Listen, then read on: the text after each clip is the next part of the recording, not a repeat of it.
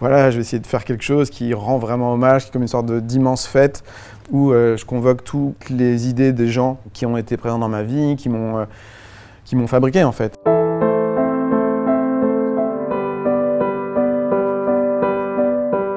Donc Vincent, on vous retrouve pour un 8e album, La Fresque, avec une cover, parce que j'ai l'impression que l'aventure commence par la cover de cet album.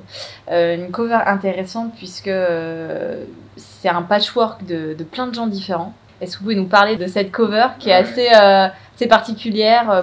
Moi j'adore les pochettes de disques en général. C'est vrai que c'est cette idée des gens, forcément quand même que j'aime, heureusement, parce que sinon ce serait maso de mettre des gens que t'aimes pas sur une pochette, mais surtout des gens qui accompagnent ta vie, qui sont un peu des figures par strate, évidemment des figures liées à l'enfance, d'un moment où ton paysage mental c'est que ta famille, des amis des parents, qui sont, par exemple, ça c'est une typologie de gens qui est assez particulière, les amis des parents, parce que quand on est enfant, on passe beaucoup de temps avec eux, on les a pas vraiment choisis, mais c'est des personnalités comme ça, on connaît leur maison, enfin, il y a toute cette ambiance, puis après évidemment les années qui passent, les potes de bahut, des potes de fac, et puis des gens beaucoup plus récents dans ma vie.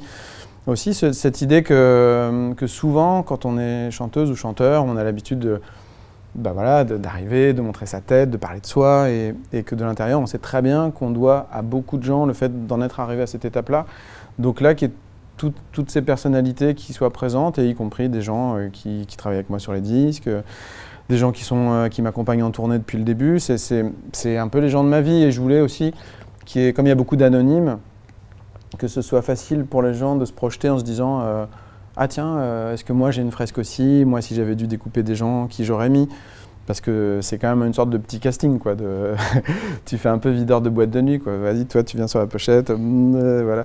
Et le point de départ de l'album, c'est vraiment de se dire, bon, là, c'est un moment de vie où je me dis, tiens, quand même, parce qu'il y a eu des disparitions aussi autour de moi, parce qu'il y a aussi, les fêtes sont de plus en plus fortes, presque, parce qu'avec les années, tes bandes d'amis, il y a un truc très intense, qui se tisse, qui est fait de plein de moments que tu as passés déjà ensemble, de voir tes enfants qui grandissent ensemble.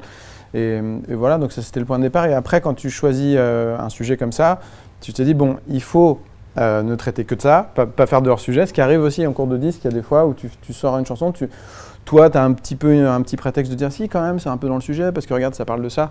Et en fait, non. Donc tu dis, bon, allez hop, le prof avec le stylo rouge qui dit, non, non, ça, cette chanson-là, elle dégage. Et après, dans le reste de l'album, c'est sûr que cette idée de tisser des liens, elle est importante aussi parce que chaque chanson a un axe différent, ça parle des autres, mais des fois ça va être sur justement la paternité, le fait à quel moment tu dis à tes enfants, tu leur expliques que le monde n'est pas forcément fabuleux, il ne faut pas les décourager, mais il ne faut pas non plus les laisser dans une bulle trop bisounours. Les moments où tu te construis en ayant eu des idoles, par exemple une chanson qui parle du fait d'avoir écouté tout l'album de Madonna l'été 87, enfin, et que du coup ça accompagne ta vie, même des gens que tu connaîtras jamais, mais en fait qui sont très intimement liés à toi et ancrés en toi. Bon, et surtout tu te dis quand tu as un sujet comme ça, il faut absolument que tous les trucs que je peux avoir un peu à dire là-dessus soient dans l'album. Donc tu te dis, bon attends, est-ce que là on a fait le tour? Et c'est assez agréable en fait ça. Et après, au-delà de ça, c'est sûr que la connexion aux autres, le fait même d'ouvrir des portes sur d'autres gens, moi j'ai souvent cité des artistes dans des chansons quand j'ai commencé, et encore aujourd'hui, des comédiens, des films. C'était pas vraiment pour dire « regardez, je connais bien François Truffaut et j'ai vu tous ses films et j'espère que je vais avoir 18 sur 20 à mon oral ». C'était parce que je me disais, moi j'ai adoré découvrir des chansons de gens qui m'emmenaient à d'autres endroits, que quand je voyais Robert Smith parler de Nick Drake, je me disais « ah en fait… du coup, le chanteur de The Cure, il adore Nick Drake, c'est que ça doit être bien, donc j'ai découvert Nick Drake comme ça. » Et c'est super les fois où les gens te disent ah bah moi je connaissais pas Eric Holder dont vous parliez dans Fanny Ardant et moi, et du coup j'ai été lire ses bouquins, maintenant j'achète tout. Et c'est voilà, c'est vivant. Et je trouve aussi que d'une manière générale, quand tu fais des chansons, quand tu fais des spectacles, il faut voir d'autres spectacles, il faut être jaloux d'autres spectacles, parce que ça c'est très vivant en fait. Et du coup, est-ce que l'art, c'est un carburant dans votre vie? Non, je me dis jamais des trucs comme ça, parce que je place pas ça forcément très haut. Je me dis pas l'art c'est au-dessus du reste. Ça vient un peu du modèle que j'ai eu d'éducation, parce que mes parents créaient des choses. Mon père faisait des bouquins, ma mère est illustratrice, mais ils étaient surtout profs pour moi, parce qu'ils étaient profs aussi. Après, quand mon père a eu un gros succès avec un de ses livres, il a continué d'être prof, alors que tout le monde disait bah non, maintenant tu peux t'arrêter, vous pouvez faire des voyages et tout. Ils n'ont pas fait de voyage, ils n'ont pas changé de voiture, ils étaient très attirés par l'idée qu'on peut créer des choses en étant dans une vie entre guillemets normale. Ma mère, elle a toujours peint sur la table de la cuisine, et quand c'était l'heure de manger, elle rangeait ses aquarelles et on foutait les assiettes, et c'était au même endroit en fait. Et donc je sais que j'adore plein de visions artistiques, les vitamines que ça m'amène, mais c'est pas, je me dis pas, l'art est au-dessus du reste. Et surtout que moi, j'ai toujours été attiré par des gens qui, dans l'art, insufflent exactement, essayent de faire une photographie de la vie et de retranscrire un peu, pas forcément en l'améliorant, mais en la filtrant, la vraie vie. Et dans cet album, forcément, il y a plein d'accents cinématographiques. En quoi les deux se répondent et en quoi les deux vous nourrissent finalement? Peut-être de façon différente aussi, chacun. En fait, quand j'ai commencé, déjà, j'ai fait beaucoup de trucs où j'étais mécaniquement tout seul, parce qu'avant même d'avoir une maison de disques, tu joues tes chansons tout seul au piano. Mes chansons étaient quand même assez écrites, un peu fac de lettres, quoi, parce que j'étais en fac de lettres. Et donc, je me disais, quand je faisais des bars à chansons, il faut réussir à attirer l'attention. Donc, assez vite, je me suis dit, il faut faire des chansons, mais il faut rajouter un peu autre chose. Donc, il y avait des attitudes un peu de théâtre, parce que j'aimais bien faire du théâtre. Et puis aussi, assez vite, j'avais mis des voix off que j'enregistrais, donc qui était un peu ma pensée sur scène. Ce qui créait un truc, qui était marrant dans les salles de spectacle, mais qui était presque encore plus marrant, enfin qui faisait un effet encore plus saisissant quand personne te connaît, que tu joues dans un restaurant et que tu vois le mec qui est sur scène et que tu entends sa pensée. Donc ça crée un truc un peu étrange, mais c'était un premier emprunt au cinéma. Puis après, de fil en aiguille, ça m'a toujours plu de me dire on peut utiliser des choses qui sont des éléments qui appartiennent à d'autres domaines pour créer encore plus soit de vie dans un spectacle, soit plus d'émotion. Et souvent, dans cet album-là, c'est sûr que les orchestrations en mode musique de film, ils sont souvent là de cette manière-là, pour un peu souligner un truc un peu de lyrisme, de souffle et d'ambition du projet, de dire voilà, je vais essayer de faire quelque chose qui rend vraiment hommage, qui est comme une sorte d'immense fête où je convoque toutes les idées des gens qui ont été présents dans ma vie, qui m'ont fabriqué en fait. C'est sûr qu'on pense toujours on a évidemment une personnalité propre, mais on est quand même vraiment le fruit aussi de hasards de rencontres et de gens qui vous ont un peu marqué au fer rouge. Y a plein de chansons sur lesquelles on pourrait s'arrêter, mais peut-être dire un mot notamment de l'Armée des ombres fragiles.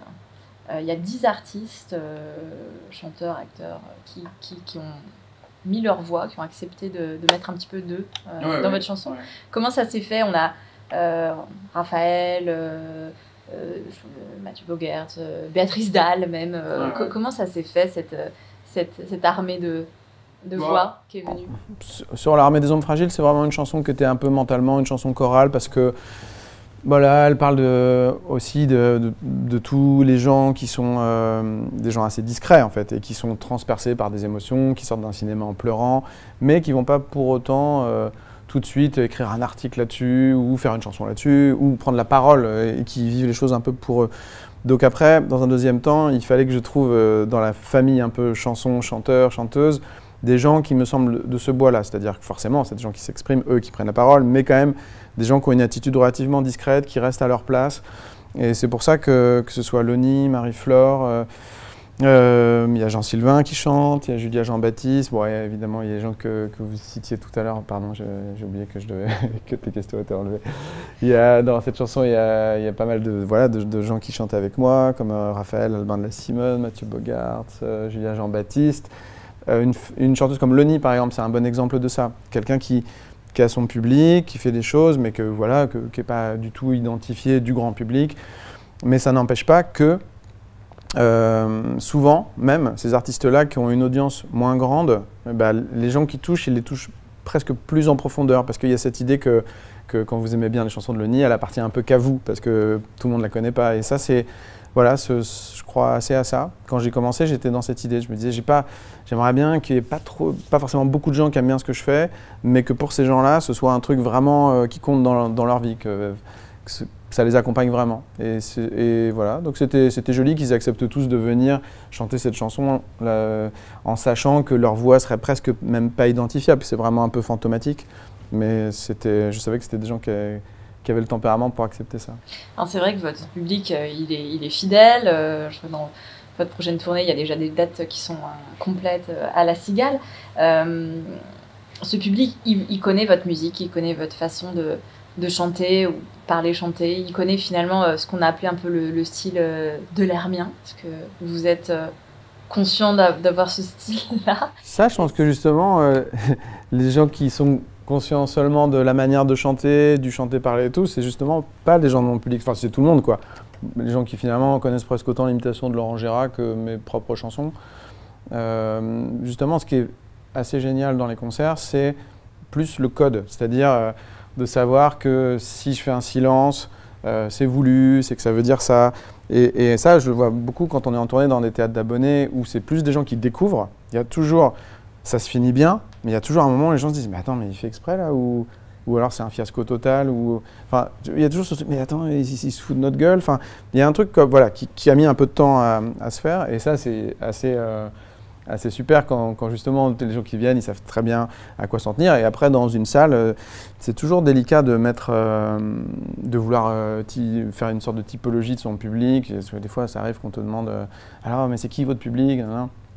Mais c'est assez réducteur parce que l'expérience te montre qu'après, en discutant avec les gens, tu es toujours surpris, tu te dis « ah bah ça c'est marrant, cette personne-là qui fait ce métier-là, j'aurais pas pensé que ça pouvait l'intéresser ». Ou aussi, il y a beaucoup le truc de ah bah en fait moi je connaissais pas, ma voisine a eu une gastro, elle m'a filé ses places et je suis venu, je pensais que j'aimerais pas, puis en fait j'ai bien aimé. Enfin, c'est ça aussi qui fait l'intérêt de faire des tournées. Et vous aimez bien justement le fait qu'en live, en concert, il y ait ces moments malaisants comme disent les jeunes? Oui, c'est ça. Non, je crois pas que enfin, j'espère que ces moments-là sur scène sont pas malaisants, mais c'est plus des moments où je cherche pas un malaise, je cherche à créer une possibilité d'autre chose. C'est-à-dire, finalement, on t'apprend très tôt que quand tu fais une séance photo, il faut que tu regardes l'objectif, il faut que tu souris un peu. Et d'ailleurs, c'est très dur de vendre en presse des photos où tu ne regardes pas l'objectif, où tu regardes vers le bas, machin. Mais il y a la même chose pour tout. C'est-à-dire que sur scène, tu es censé arriver, dérouler ta chanson, une fois que c'est fini, dire « ça, à Paris, vous êtes chaud ». Si tu n'as jamais dit dans ta vie « Paris, vous êtes chaud », ça va. Normalement, c'est page 2 du manuel qu'il faut le dire. Donc déjà, et c'est vrai que ça marche très bien, hein, si tu le dis, tout le monde se réveille, mais du coup, tu dis, bah, peut-être ce serait marrant d'essayer de trouver des astuces qui font que la salle va faire le même bruit, et va avoir la même ferveur, sans passer par ces points de passage-là, et d'une manière générale, par un tempo, ou mais c'est pareil sur album, tu vois, moi, ma pulse musicale, elle est lente, et je l'ai toujours su, et j'ai toujours beaucoup bagarré pour la maintenir lente, c'est-à-dire pour se dire, non, non, c'est pas grave, on n'est pas aligné. Alors évidemment, si tu passes tout de suite en playlist, derrière une autre chanson qui est dans le tempo, entre guillemets, normal, ça paraît lent, mais en fait, c'est comme une sorte de température de mer bretonne, quoi. C'est-à-dire, une fois que tu es dedans, au bout de 5 minutes, tu dis, mais en fait, c'est parfait, ce rythme, il est super, et je suis complètement acclimaté à ça. Mais il y a une toute petite acclimatation qui se passe très bien dans un concert, beaucoup plus qu'en radio, où là, tu es tout le temps dans la comparaison avec d'autres gens. Mais c'est aussi pour ça que je ne fais pas beaucoup de festivals ou de choses comme ça où les choses sont trop comparées et trop collées les unes aux autres. Il faut profiter du fait que les gens viennent, qu'ils ont consacré une soirée à réserver la soirée pour venir voir le spectacle et mettre dans une sorte de bain comme ça qui va durer 2 heures. Et ça, j'adore avoir la responsabilité de ce truc-là. Ouais. Bon, par contre, il faudrait penser à faire un one-man show sur la chanson. Je pense qu'il y a du potentiel dans l'humour. Ouais, c'est vrai que souvent les gens m'ont dit ça parce que t'as rien en fait, donc très vite on te dit ah mais vous devriez faire du stand-up et tout. Mais ce que j'aime bien dans les spectacles, c'est que finalement dans le stand-up t'as une sorte de responsabilité, enfin d'exigence d'être tout le temps un peu marrant. Et ce que je trouve super dans les spectacles, c'est de pouvoir passer de zones vraiment hyper mélancoliques à des choses vraiment drôles. Enfin, idéalement, après, il y a plein de gens, tu veux faire un truc drôle, puis les gens disent oh, je n'ai pas trouvé ça très marrant. Mais c'est ça l'idéal, ouais, parce que les deux énergies se complètent beaucoup, et tu vois ce qu'on dit souvent sur les comiques, que dans la vie ils sont pas super en forme et qu'ils n'ont pas souvent le moral. C'est sûr que c'est une mission Et puis en plus, si tu es censé être marrant, bon, dès que tu rentres dans une boulangerie, on attend de toi que tu fasses une petite blague et tout, alors qu'au moins quand tu fais des chansons avec des accords mineurs, on réclame jamais de toi ce genre de truc. Bon, tranquille pour aller chercher le pain. Exactement.